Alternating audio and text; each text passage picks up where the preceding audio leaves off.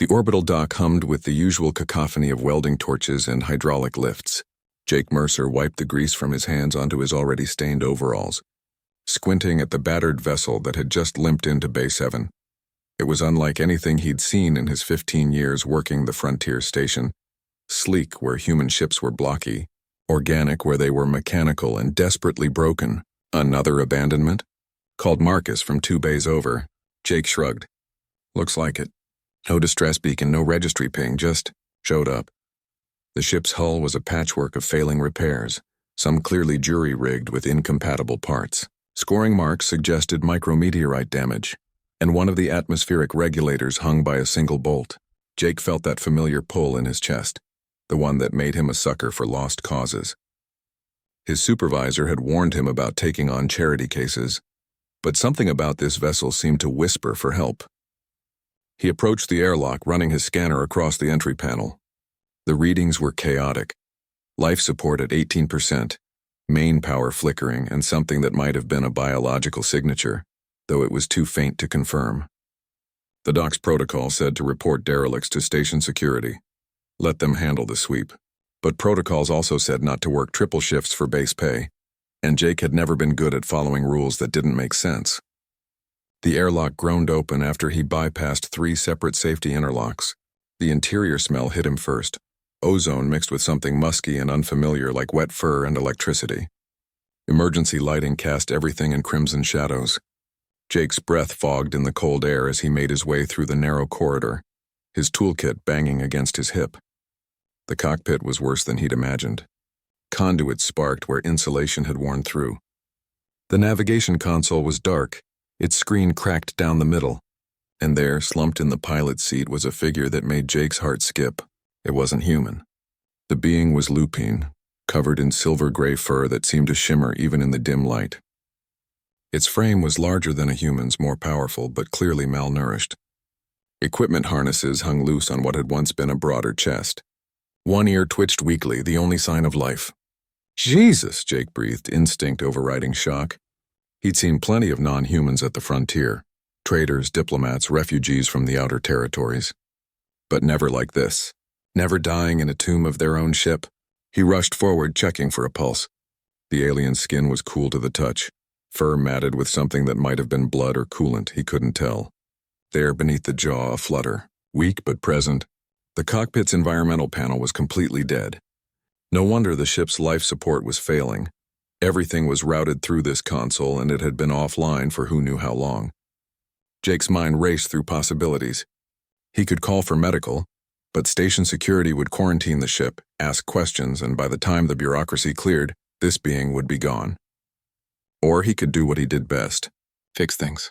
Jake worked with a speed born of desperation. He rerouted power from the ship's emergency batteries to the environmental systems, bypassing the failed console entirely. His hands moved on autopilot, splicing wires he'd never seen before, trusting patterns he'd learned from 1,000 different repairs. Alien tech, human tech. At their core, they all followed the same logic. Energy needed paths. Systems needed power. Life needed air. 40 minutes later, the cockpit's temperature began to rise. Atmospheric regulators wheezed to life, pumping recycled oxygen through filters that were probably 5 years past replacement.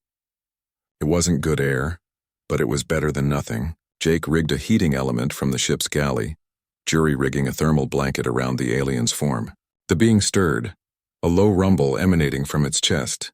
"Easy," Jake said softly, knowing his words probably meant nothing. "You're safe. I'm just fixing your ship." Amber eyes cracked open, focusing on him with an intelligence that was unmistakable. The alien tried to speak, but only managed a rasping sound. Jake grabbed a water pouch from his kit, the universal kind, pure H2O that wouldn't poison most carbon-based life forms, and held it to the being's muzzle. After a moment's hesitation, the alien drank. For the next 3 hours, Jake worked miracles with duct tape and determination. He couldn't fix everything. The ship would need a proper dry dock for that, but he could make it livable. He restored the oxygen scrubbers, patched the worst of the hull breaches with sealant foam, and coaxed the food synthesizer into producing something that registered as nutritionally adequate on his scanner. The alien watched him work, those amber eyes tracking his every movement. Intelligence burned there along with something else, Recognition, perhaps, or gratitude. By the time Jake finished, dawn was breaking over the station's curved horizon, visible through the cockpit's forward viewport. The alien was sitting upright now, still weak but clearly recovering. It reached out with a clawed hand, touching Jake's shoulder with surprising gentleness. "Raven," the alien said, the word rumbling from its chest with the weight of introduction. "Jake," he replied, pointing to himself. "Jake Mercer." Raven's ears pricked forward, and though the facial structure was different, Jake could have sworn the alien smiled. It spoke again, a string of melodic sounds that meant nothing to Jake but conveyed everything. "Thank you. I remember. I owe you." Jake waved it off, embarrassed. "Just doing my job. You should probably get checked out by medical, though. I'm a mechanic, not a doctor." But when station security finally ran their delayed sweep of Bay 7 3 hours later, the ship was gone. The only evidence of its presence was a datapad left on Jake's workbench, containing star charts he couldn't read and a message in broken English. "Debt remembered. Help coming." Jake didn't think much of it. Another satisfied customer. Another ship saved from the scrapyard. He filed it away in his memory and moved on to the next repair.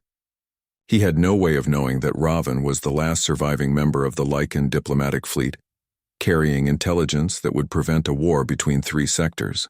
He couldn't have known that his simple act of kindness, fixing a neglected ship and saving a dying pilot, would make him a legend among the Lycan worlds, whispered about in their histories as the human who saw a person, not a stranger. Jake Mercer only knew one thing. When something was broken, you fixed it, whether it was a ship, a life, or the small distance between 2 strangers in the vast darkness of space. And sometimes that was enough to change everything,